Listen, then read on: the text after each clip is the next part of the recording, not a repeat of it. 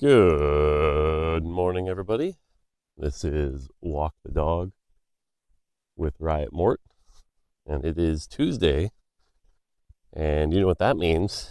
It's PBE Day. In about 8 hours, PBE will be up for the new set, KO Coliseum, which is pretty cool. It's funny, by the way, I was thinking about this, that a year ago was Magic and Mayhem's PBE, because, makes sense, 3 sets a year. But the interesting thing about that is that means a year ago, this was the set I also didn't help with PBE. Because a year ago I was moving, which means we've now been in this area for a year, which is pretty cool. But yeah, so this will be the second set where I'm just kind of an observer. So, will be interesting. I mean, I'd love to just log in some games and play, but got other stuff to do. On my end today's a lot of meetings. Today. So, I don't know. I'm going to try to, once my workday ends, get on PBE and at least play some games. Maybe make some tubers. But, yeah, for everyone else, though, this is your chance to get hands-on and see how it all feels. But I will say the response to the set has been pretty cool to see. So, yeah, should be good. All right, got a lot of good questions today. I'm going to try to get through some of the questions here and not talk too much. All right, so the first question is, it's been a full week in my new role. How is it so far? The answer is it's different. It's certainly not as fast-paced, and I'm not used to that, that's for sure. I feel like I can do a lot less, and this has made it so that I'm actually, ending work at a normal time and not working insane amounts, which is weird, and I'm not really used to it. The other thing is that I'm a guest on this project. I'm only there for 3 months. And it's not like I'm, running the show or anything like that. And the first few days were a little painful trying to figure out what was going on. But on the third day, I had a breakthrough and I kind of figured it all out. So obviously I can't go into it too much, but the good news is I think I've figured out the problem that they wanted me to do and have a pretty good direction with that. But it's definitely a change. It's definitely something different. So yeah, generally it's fine is what I'd say. It's fine. Like I said, I'm happy with myself in that I was able to figure it out pretty quick. They had allocated 2.5 weeks for me to ramp up, and I was ramped up in 2.5 days. So that felt pretty good.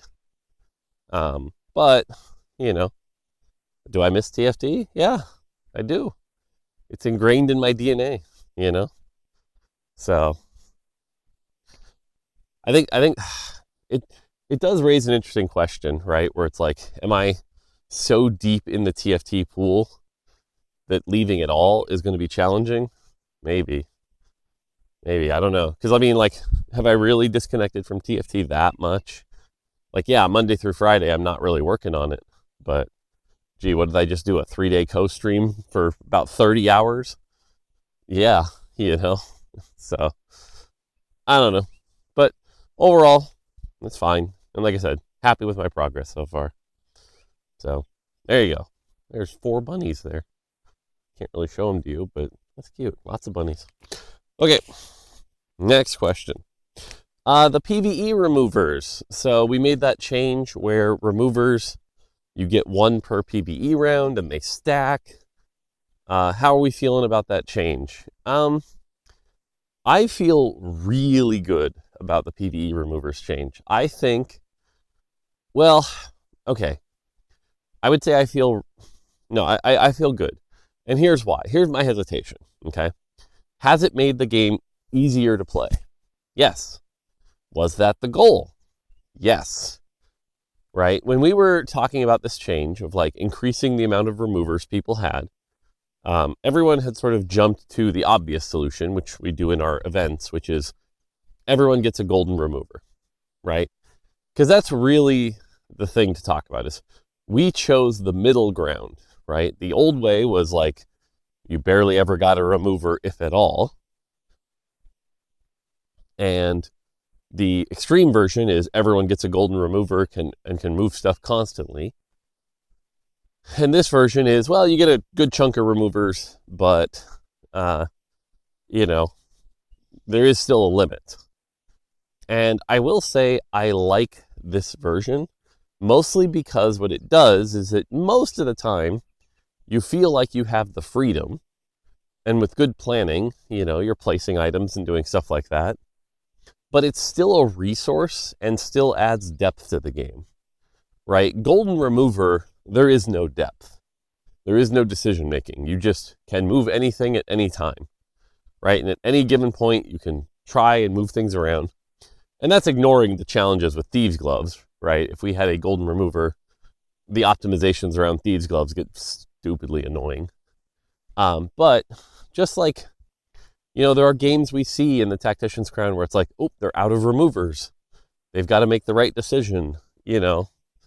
You actually have to think about it. Or in Twitch chat when, like, I've made this mistake a few times where it's like you sell a unit or you use a remover and then immediately sell the unit and everyone's like, lol, -1 remover, right? It's a resource to think about, but it's done so in a healthy enough way that it's friendly enough and not a big deal. So I don't know. This feels to me like the best version of the system. Or again, my hesitation comes from, you know, milk living rent-free in my head where it's like, did we make the game too easy, right? Because one of the side effects here, for sure, has been that you absolutely 100% should always slam items, right? Like, if you're, other than lose streaking, you basically should always be slamming items. Try to get that maximum value, and you could move it to who you need later. That was a little less true before, because, well, back then items weren't as generic, but also your inability to move them around or change directions. You know, like right now you can build a guard breaker and generally be pretty safe. But I don't know if that's actually even that big a problem though. So again, that's why I'm at least considering the fact that like, well, maybe we've made the game too easy. But overall, I think as I think about it, it's just like, no, it's the right kind of easy, right? And again, we always talk about how TFT is a complicated game. Well, that complicated game doesn't also need to be punishing, you know? And so being able to put your items on a one cost, like I think, okay, the best example of this actually is Zyra and Brand right now on live. Not that Zyra is super playable or anything, but the fact that you can build items on Zyra, not have to like hold a second Zyra just so you can go Street Demon later and then move the items to Brand. I think that's a really good thing. I think that's a really, really good thing. Or, you know, you could put the items on Seraphine, and then if you hit the 3-star Zyra but not the Seraphine, you can move the items without selling the Zyra. So, again, I think that's a good thing. So, overall, like I said, I think I wouldn't change the system anymore. I'm really happy with it. Code-wise, we should probably clean up the way we do stacks. Props to Julian for the way he put it all together, but definitely not the most elegant way, which again, that's not an insult to Julian. Like, Julian did a great job so that we could actually get out the door. Other than that, it's good. So, yeah, I don't know. I think if, you know, the Blue Velvet came up to me again was like, I don't know, I think Golden Remover. I don't think so. And I don't think there's a more elegant rule to remove them, right? If someone was like less removers. I don't think so. So, yeah, TLDR here. I'm happy with it. I don't think it's something we need to touch anymore. So, good stuff. All right, next question. What are the similarities between Magic the Gathering and TFT? And are there things that you want to pull from Magic the Gathering? So, in a way, we are a strategy game, and card games are strategy games. Shocker. I know. So, there are things to learn from Magic the Gathering, but, and like I said, this was an interesting debate when I was on campus last time. We were talking about which game is more RNG, TFT or Magic the Gathering. And both my boss and I, hilariously enough, were like, we actually think TFT is far less RNG. And you might go, well, that doesn't sound right. TFT has a lot of RNG in it. And it does. But my boss, Peter Whalen, is somebody who worked on Hearthstone. He's a huge Magic the Gathering fan. He's got a ton of the old cards, Power 9, stuff like that. Dude's a really good card gamer. When it comes to Magic the Gathering skill, he is a far, far better Magic the Gathering player than I am. Like, it's not even close. But likewise on TFT, I am a far better TFT player than he is. It's not even close. And in Peter's own words, if Mort and I sat and played TFT 100 games, Mort would probably win 99 or 100 of them. But if Mort and I sat down and played Magic the Gathering, Peter would win 90 to 95 of them, you know. And there's just too many big random elements that can be too decisive in Magic the Gathering. The common one, during my summer break, I actually played some Magic Arena to try to get back into the game a bit, but they have not, after 30 years, they have not solved the land screw problem. The games where it's just like, whoever happens to get too many or too few lands, GG, I guess. And man, is that frustrating. And it's still frustrating after 30 years. So there's not a lot of like similarities beyond that, though. It's like the core gameplay loop is pretty different. You know, you're building up an army. We don't have things like counterspell or anything like that. You know, there's no instance. But the reason I always bring up Magic the Gathering is because Magic the Gathering's been around for 30 years. And in order to stay interested in Magic the Gathering as a player, they need to keep innovating, right? And like, I bet, you know, I remember being, 18, 19, playing things like Tempest and Urza Saga, and it felt like you've seen every type of card out there. Like, what else can you do, right? And over those years, as Magic has innovated, they've made some goofy-ass mechanics. Some of them are abysmal, and some of them are extremely game-warping and defining, right? And the reason I bring this up is this is like our set mechanics. In order to keep TFT interesting, we're going to have to try goofy things. And so this is not a real example. This is just a parallel. But one of the things Magic did right as I was quitting was they put 2 cards on 1 card. So they had like literally just like, this card is either this red spell or this white spell. And you could use it as either. And it's like, okay, that's kind of neat, kind of novel. So like, let's take that comparison. What if we did that in TFT? Well, I mean, that's kind of like what Adaptive Helm is. Or do we do that on a unit? Well, I think that's what like Jace has been before, right? Where you put Jace on the front line, he's a melee unit. You put him on the back line, he's a ranged unit, right? So things you can use like that. And so there are comparisons in the way that they innovate around mechanics. And again, they've been doing it for 30 years. So we've got to figure out how we innovate to stay interesting. Even with the set 15 reveal, you can see some of these reactions. Now, granted, these are usually from pessimistic players, but you can see these reactions where players are like, Zach again? Man, they're just running out of ideas. It's like, well, no. That's like opening up a pack of Magic and seeing a creature with flying and going, flying? Guess Magic's running out of ideas. Like, no. We're using core things. We're using stuff that makes sense. But, you know, you definitely, like, if I had one criticism of the Final Fantasy set, it's that none of the cards really, like, jump off the page quite like a 5 cost. Like, watching all the content creators, they were all very excited about, like, the VV card. But, like, it doesn't do anything, like, that new or innovating. It's just powerful, right? I think probably the coolest innovation in Final Fantasy was that these sagas are also creatures. Like, that's pretty cool. But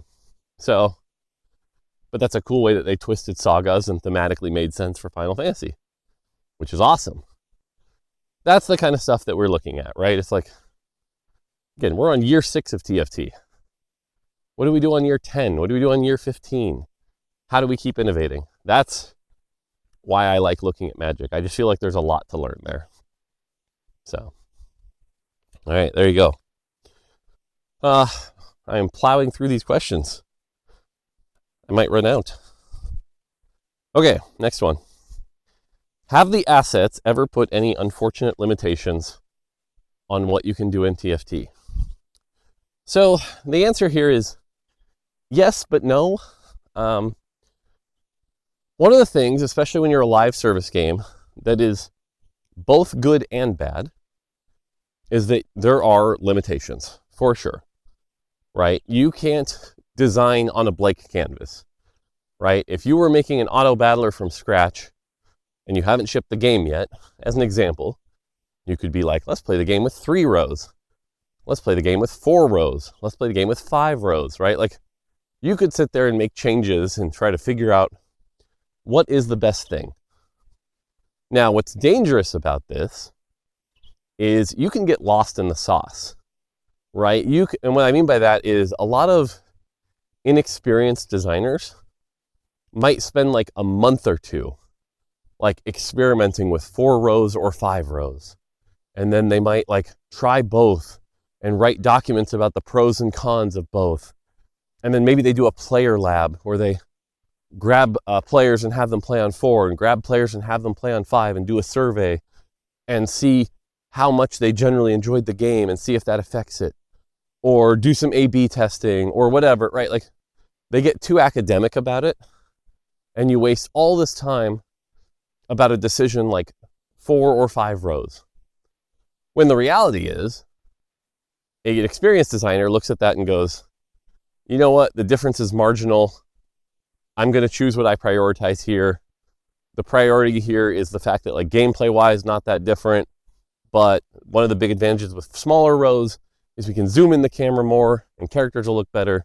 I'm confident in this decision. Final answer, boom, done. Right? Decision made. And that's a good thing.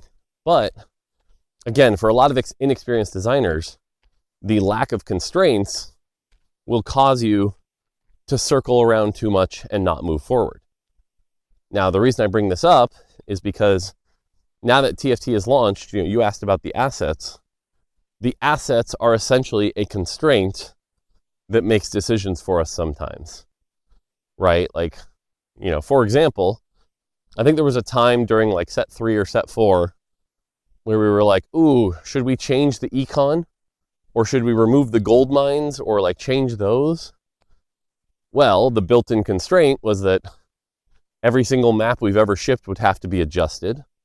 That's incredibly costly. We'd have to go back and change all those. And we have to be 100% confident that that change is good for the game.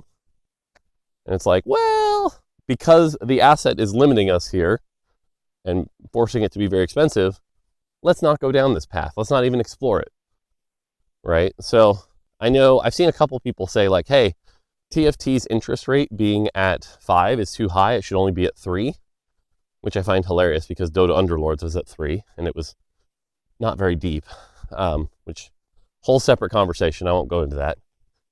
But that's one of those things that we don't really even think about anymore. We don't go, hey, maybe the max interest should be 4, because one of the constraints is we're not going to be able to go back and change every single map we've ever shipped to be 4 interest.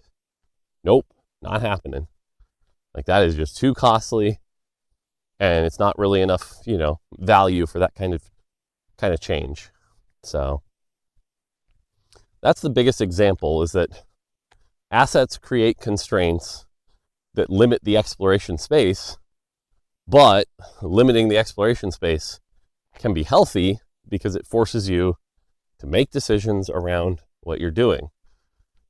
So from there are other things, right? Like, this is less the assets and more the resources, right? But like, let's say I wanted to make a set where all 50 skins were brand new.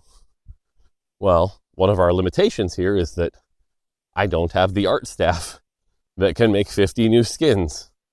Like, that's just not a thing we're doing. And so the limitation here is that we don't consider that. Never during our, initial pitches are we like, man, it'd be the coolest set if I made an element set where I made 10 new fire skins and 10 new rock skins. Like, nope, that's not a thing. But again, that's a good limitation.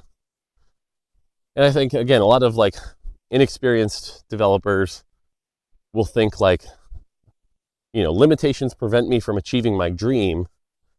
But the best game designers out there are not dreamers, they're problem solvers. And the limitations can help narrow your scope into what you want to create. So, yeah, TLDR here is that, yes, assets create limitations, but limitations are generally good. They help us stay efficient, they help us deliver things, and we constantly push those limitations, right? Like, during set 1 through 6, our limitation was we don't make new characters. And then Medler pushed us to go, okay, but what if Silco? And we broke through those limitations, right? We made Silco, which was awesome. And because we made Silco, then we could make Soam. And because we made Soam, then we could go all the way to the Arcane set where we make 13 new characters. So, if a limitation really is that limiting, but we think it's worth it to break through, we'll find a way. And that's also been one of the benefits of TFT growing and TFT being successful. If TFT was a dead game, as the Twitch chatters would say, it'd be a lot harder to justify making 10 new characters for a set. And I doubt, Riot would give us the funding we need to make that happen. But since we do, it becomes a bit better. And again, that's where people like my boss get to figure out how we use those resources to make the best value for you guys, And then we spend time looking at that and going, was that worth it? Did that do the things we want? Is that where we want to spend resources again? So, yeah. There you go. All right. I got one more question here. I brought 5. All right, this one's easy. So, the person is asking about how generally traits are synergistic, right? And you build, 7 Street Demon. But what about having abilities be synergistic? Where, for example, one champion stuns, and then another champion deals more damage to stunned units. So, this stuff is great. There have been a couple really good examples of this. I think one of the best examples of all time that was successful, I want to say set 8, I might have my sets wrong, but it was Varus and Pantheon. And the idea was Varus had a spell where it debuffed them for a few seconds, and then it said every time they take a damage, deal 50 more. So it was like 50 bonus magic damage per instance of damage. And then Pantheon, his spell was like this rapid, and keep in mind, I might have this backwards, but the point is, one of them debuffed, making them take more damage per instance of hit, and then the other did a ton of instances of hits. And that synergized, even though Pantheon and Varus did not share traits, and that was awesome. It spawned its own comp, it felt creative, it felt like you were rule breaking because you weren't building traits but you were still getting synergy. And that was really cool. It ended up in a really good spot. Now we took that and we ran with it in set 9. And there was an instance where Talia, her spell was knock someone up and then throw a rock at them. And anything that knocked them up would trigger that rock throw. It was like passive. Anytime an enemy is knocked up, throw a rock at them. Active, knock an enemy up, which triggers the passive. And then other champions in the set could create knockups. Now, the problem with this one, though, is that it became so ingrained into her kit that, like, because the synergy was essentially really well designed around, the extreme versions got out of control. And I think for a while there was a comp where it was like you were running 2 Talias and 2 or 3 sets, because the other thing too is that, like, if you had multiple Talias, they would all trigger the rocks. So